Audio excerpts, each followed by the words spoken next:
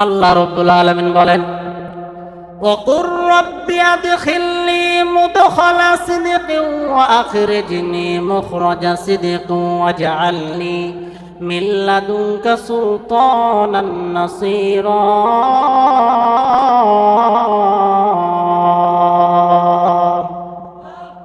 আল্লাহ রাব্বুল আলামিন ডাক দিয়ে বলেন নবী গো, আপনাকে আমি যেই দোয়াটা শিখাই দিলাম জলদি করে এই দোয়া বলুন। জিবরিল সাল্লাম আল্লাহ রাব্বুল আলামিনের অনুমতি পাইয়া আর দেরি করে নাই, দ্রুত করে মুহাম্মদের কাছে গিয়া বলে নবী গো,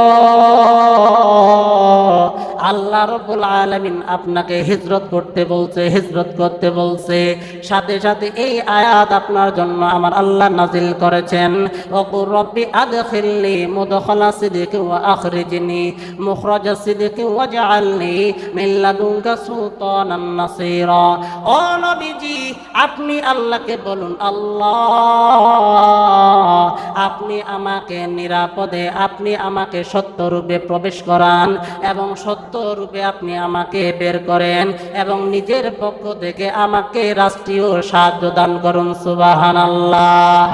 আমার বন্ধুগণ, বিশ্ব নবী রাসূলুল্লাহ সাল্লাল্লাহু আলাইহি সাল্লাম এই সংবাদ পাওয়ার পর আবু বকর রাদিয়াল্লাহু তাআলা আনহুর বাসার মধ্যে গিয়া বলে, আবু বকর, আল্লাহ রাব্বুল আলামিন আজকে আমাদেরকে হিজরতের অনুমতি দিয়েছে, আজকে আমরা হিজরত করে মদিনায় চলে যাব। আবু বকর ডাক দিয়ে বলেন, নবী গো, আপনি যে আজকে হিজরত করে মক্কা থেকে মদিনায় যাবেন, নবীজি আপনি কার সঙ্গে যাবেন, আপনার সফর সঙ্গী কে হবে? আবু বকর সিদ্দিক রাদিয়াল্লাহু তাআলা আনহুর কথা শুনিয়া বিশ্ব নবী রাসূলুল্লাহ সাল্লাল্লাহু আলাইহি ওয়াসাল্লাম বলে, আবু বকর, আমার হিজরতের সফর সঙ্গী হবে তুমি আমার বন্ধু আবু বকর। সুবহানাল্লাহ।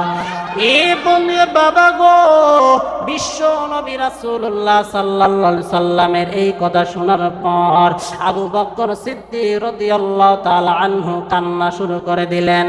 আয়েশা সিদ্দিকা সহ বহু সাহাবায়ে কেরাম বর্ণনা করেছেন, যেই দিন এই সংবাদ নবীজি আবু বকর সিদ্দিক রাদিয়াল্লাহু আনহু ডেকে বলেছেন, আবু বকর সিদ্দিক রাদিয়াল্লাহু তাআলা আনহু যখন এই সংবাদ পাইলেন, তিনি ডেকে বলেন, নবী গো, আমার পূর্বে থেকে মনের বড় তামান্না ছিল, আমার দিলের ভিতরে বড় আকাঙ্ক্ষা ছিল, আমার মনের ভিতরে এই বিশ্বাস ছিল, যখনই আপনি সফর করবেন, হিজরত করবেন, অবশ্যই অবশ্যই আমাকে নিয়ে আপনি হিজরত করবেন। ও নবীজি, এই জন্য আমি পূর্বে থেকে দুইটা দুম্বা, দুইটা উট আমি ক্রয় করে লালন পালন করতেছি, তারে সকাল সন্ধ্যা খড়কুটা খাওয়াইছি। নবীজি, যেই দিন আমাদের হিজরতের সময় হবে, ওই দিন একটা উট আমি আপনাকে হাদিয়া দিব আর আরেকটা উট আমি নিজেই বহন করব। বিশ্বনবী রাসূলুল্লাহ সাল্লাল্লাহু আলাইহি সাল্লাম ডেকে বলে, আবু বকর, আমি তোমার উট হাদিয়া নিতে পারবো না, হাদিয়া নিতে পারবো না। বাবা গো, কেন নবীজি হাদিয়া নিতে চান নাই? কারণ কি? যে আবু বকর সিদ্দিক রাদিয়াল্লাহু তাআলা আনহু যখন ইসলাম গ্রহণ করেছিলেন, তিনি ওই সময় 40,000 অধিক দিনারের মালিক ছিলেন। এরপরও আমার নবীজি এই সময় কেন হাদিয়া গ্রহণ করলেন না? মুফাসসির কেরাম ব্যাখ্যার মধ্যে বলে দেন, বিশ্ব নবী রাসূলুল্লাহ সাল্লাল্লাহু আলাইহি সাল্লাম বলেন, আবু বকর, হিজরত হইল বরকতময় একটা হিজরত, হিজরতের মধ্যে এত দাম, এত দাম, হিজরতের মধ্যে এত ফায়দা, এত ফায়দা। কেউ যদি হিজরত করে, হিজরত করে, হিজরত করে, আমার আল্লাহ রাব্বুল আলামিন তার পিছনে তামাম গুনাহগুলোকে মাফ করে দেয়। সুবহানাল্লাহ। এ আবু বকর, এই জন্য আমি এই হিজরতের মধ্যে নিজের অর্থ দিয়া সফর করতে চাই। আমি 400 দিনার দিলাম, 400 দিরহাম দিলাম, তোমার কাছ থেকে আমি উটটা ক্রয় করে নিলাম। বাবাজি, আবু বকর সিদ্দিক রাদিয়াল্লাহু তাআলা আনহুকে বললেন, আজকে আমরা রাতে হিজরত করব। নবীজি বাড়ির মধ্যে আসার পর আলী রাদিয়াল্লাহু তাআলা আনহুকে ডেকে বলে, আলী, আজকে আমি হিজরত করে মদিনায় চলে যাব, কিন্তু তোমাকে আমার জায়গায় রেখে চলে যাব। ও আলী, ভয় পেও না, ভয় পেও না, ভয়ের কোনো কারণ নাই। তোমার কোনো ক্ষতি হবে না, তোমার কেউ কোনো ক্ষতি করতে পারবে না। আলী ডেকে বলে, নবীজি, ভয় নাই, ভয় নাই, জীবন দিতে রাজি নবীজি, কিন্তু আপনার কোনো ক্ষতি হতে দেব না।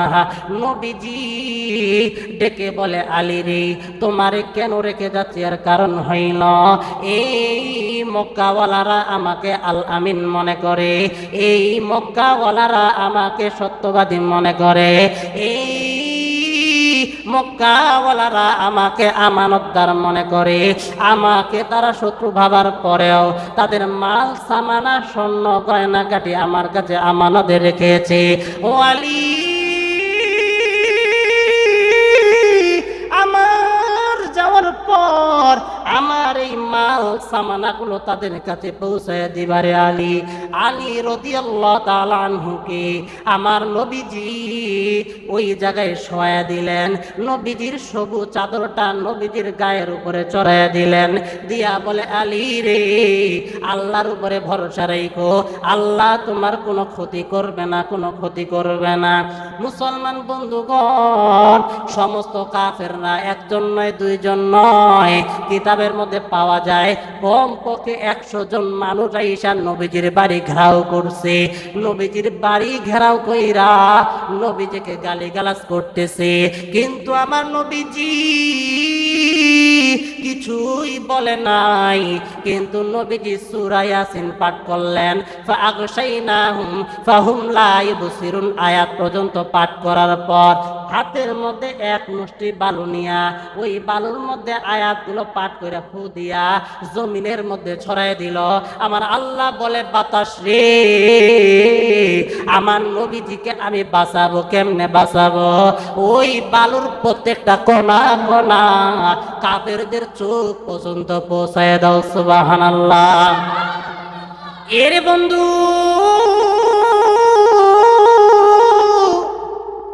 নবীজি ফু দেওয়ার সঙ্গে সঙ্গে প্রত্যেকটা বালুর কণা প্রত্যেকটা কাফেরের চোখের মধ্যে চলে এলো।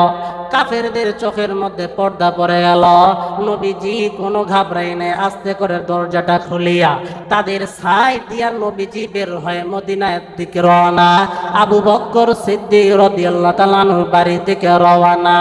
আমার বন্ধুগণ, আপনাদের প্রশ্ন আসতে পারে, 100 জন মানুষ নবীজিকে হত্যা করার জন্য বাড়ি কেন ঘেরাও করে রইছে? চাইলেই তো ঘরে ঢুকার পর মুহাম্মদকে পার কইরা হত্যা করতে পারে। কিন্তু রে বন্ধু, কিতাবের মধ্যে পাওয়া যায় কাফের হতে পারে, মুশরিক হতে পারে, মুনাফিক হতে পারে, কিন্তু নীতি হইল রাতের আধারে যেই ঘরের মধ্যে মহিলা মানুষ থাকে ওই ঘরে রাতের আধারে কোনো আক্রমণ করা যাবে না। এই জন্য তারা সবাই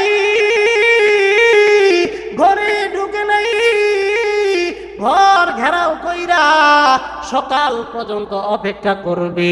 সকালবেলা মুহাম্মদ আমাদের নবীজিকে বের কইরা হত্যা করবে। মুসলমান বন্ধুরে, নবীজি সাল্লাল্লাহু আলাইহি সাল্লাম যখন বের হয়ে গেলেন, সকাল যখন হয়ে যায়, আবু বকরের কাছে নবীজি পৌঁছাইলেন। আর কাফেররা নবীজিকে হত্যা করার জন্য ঘরের মধ্যে প্রবেশ করছে। ঘরের মধ্যে দেখে রে কে যেন সবুজ চাদর পইরা ঘুমায় রয়েছে। পর্দা সরায় দেখে মুহাম্মদ নাই, মুহাম্মদ নাই। এ কি রে, মুহাম্মদ কই গেল? আমি জানি না মুহাম্মদ কই। এ বন্ধু, নবীজিকে ঘরের মধ্যে না পাইয়া নবীজিকে হত্যা করার জন্য সবাই ছুটাছুটি করে বের হয়ে গেল। নবীজি আবু বকর রাদিয়াল্লাহু তাআলার বাসায় যাওয়ার পর নবীজিকে তার বোন অথবা আবু বকর সিদ্দিক রাদিয়াল্লাহু তাআলা আনহুর মেয়ে খানা পিনা পানির মস্ক তৈরি করে দিলেন, নিজের কোমরের ফিতা খুইলা 2 টুকরা কইরা একটা খানার পটলা বাঁধলেন, আরেকটা পানির মস্কের পটলা বাইন্দা নবীজিকে বিদায় দিলেন।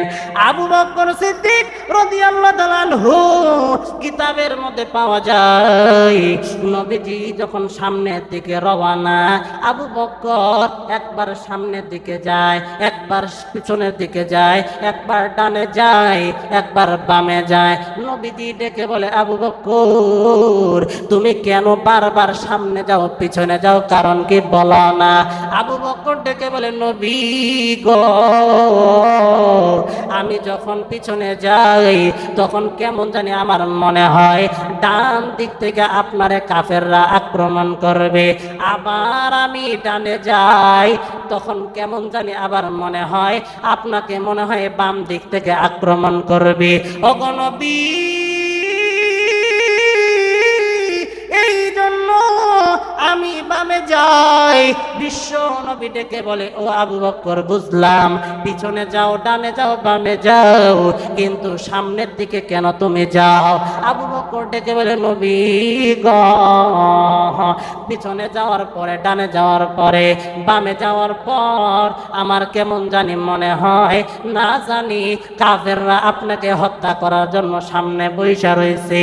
ওগো নবী এই জন্য আমি সামনে গিয়া দাঁড়াই। নবীজি ডেকে বলে, আবু বকর ও আবু বকর তার মানে তুমি কি বুঝাইতে চাও, তুমি কি তোমার জীবনে চাইতে আমি নবীকে বাঁচাইতে চাও?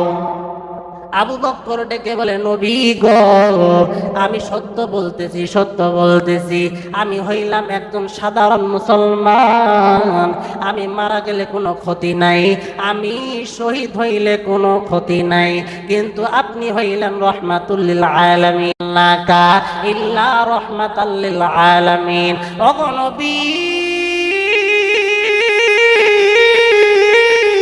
আপনার যদি কোনো কিছু হয় আমাদের উম্মতের বড় ক্ষতি হয়ে যাবে, আপনার সুস্থ থাকা অনেক জরুরি গো নবী, এই জন্য জীবন যাক আমার যাক, কিন্তু আপনার জন্য কোনো ক্ষতি না হয়। আমার বন্ধুরি এইভাবে আবু বকর রাদিয়াল্লাহু তাআলা আনহু নবীজিকে পাহারা দিতে দিতে গারে সোর পর্যন্ত পৌঁছাইল। এইদিকে কাফের মুশরিকরা নবীজিকে না পাইয়া এলান করে দিল, কেউ যদি মুহাম্মদের কল্লা আনতে পারো তাকে আমরা 100 লাল উট পুরস্কার দিব, পুরস্কারের মধ্যে কোনো কমতি হবে না, কোনো কমতি হবে না। সমস্ত কাফেররা নিজ নিজ এই এলান শুনিয়া লোভে লোভালুপ্ত হইয়া নবীজিকে হত্যা করার জন্য সামনে অগ্রগামী হয়। ওমর রাদিয়াল্লাহু তাআলা আনহু বলে, আমিও যাব মুহাম্মদকে হত্যা করার জন্য। এইভাবে এক একজন করে এক একজন কাফের নবীজিকে হত্যা করার জন্য সামনে অগ্রগামী হয়। কিন্তু একজন কাফের ঘটনার মধ্যে পাওয়া যায়, তিনি যখন সামনে অগ্রগামী হইয়া কিছু দূর পর্যন্ত যাওয়ার পর দেখে মুহাম্মদ সামনের দিকে গেছে। যখন মুহাম্মদ আমাদের নবীজিকে সামনে যেতে দেখল, তার উটনির পাওয়ার এত বাড়ায় দিল, ঘোড়ার পাওয়ার এত জোরে বাড়ায় দিল, নবীজির নিকটবর্তী হবে এই সময় হঠাৎ করে ওই কাফেরের ওই উটের পা, ওই ঘোড়ার পা জমিনের মধ্যে দেবে গেল। সুবহানাল্লাহ। এই ডেকে বলে, নবী আপনাকে হত্যা করার জন্য আমি আগে অগ্রগামী হয়েছি নবী গো, কিন্তু বুঝলাম আপনি হইলেন সত্য নবী, আপনাকে হত্যা করা যাবে না। ও নবী আপনি আপনার আল্লাহরে বলুন আমার উটনির পা যেন জমিন থেকে উঠায় দেয়। নবীজি বলে, আয় আল্লাহ তারে ফেরত দাও, তারে বাঁচায় দাও। জমিন থেকে উটনির পা উঠে গেল, জমিন থেকে ঘোড়ার পা জমিন থেকে উঠে গেল। এইবার আবারও তার মাথার মধ্যে পড়লো, হায় রে 100 লাল উট পুরস্কার নিতে হবে। দ্বিতীয়বার নবীজিকে হত্যা করার জন্য আবারও সামনে অগ্রগামী যাওয়ার পর আল্লাহ রাব্বুল আলামিন জমিনটা বলল, ওরে জমিন এই শয়তান কাফের আমার নবীজিকে হত্যা করার জন্য যায়। যায়, তুমি জমিন ফাঁক হয়ে যাও, তার পা গুলো আবার জমিনের মধ্যে দাবায় দাও। দ্বিতীয়বার আবার যখন ওই কাফেরের উটনির পা যখন জমিনের ভিতরে গেড়ে গেছে, আবারও ডেকে বলেন, নবীজি আমি বুঝেছি আমার দ্বারাই আপনাকে হত্যা করা সম্ভব নয় গো নবী। ও নবী, আল্লাহরে বলুন আল্লাহ যেন আমারে ছেড়ে দেয়, আমি আর আপনাকে কোনোদিন হত্যার জন্য আসব না। দোয়া করলেন, আবারও তিনি উদ্ধার পেলেন, কিন্তু শয়তান আবারও চড়াও হয়ে গেল।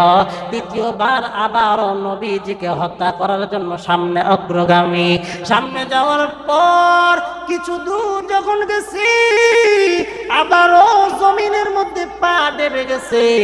এইবার ওই কাফের ডেকে বলেন, নবীজি একবার বলছি, দুইবার বলছি, তৃতীয়বার বলছি গো নবী, আমি আর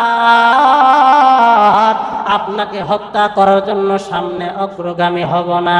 আপনি দোয়া করেন আল্লাহ যেন আমারে বাঁচায় দেয়। এইবার দোয়া করার পর আবারও উদ্ধার হইয়া নবীজির পায়ের কাছে পড়ে গেলেন, নবী গো আমি আপনাকে আর মারব না, আমি আবার চলে যাব।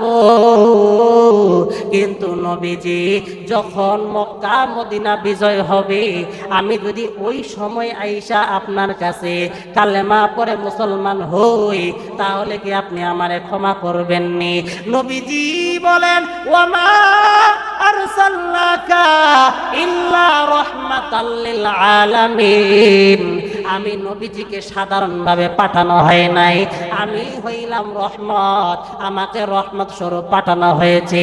যাও তুমি চলে যাও, যখন আসবা কালমা পরে মুসলমান হইবা, আমি নবী তোমাকে ক্ষমা করে দিব। সুবহানাল্লাহ।